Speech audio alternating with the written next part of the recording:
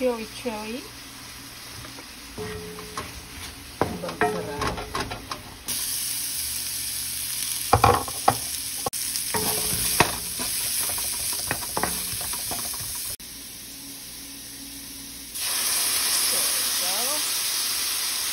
Cherry.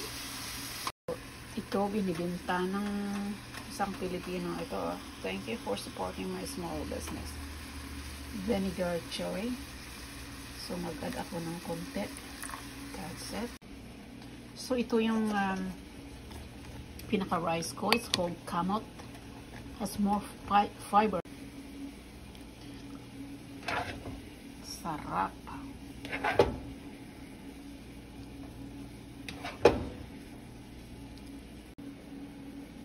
Okay. Sarap.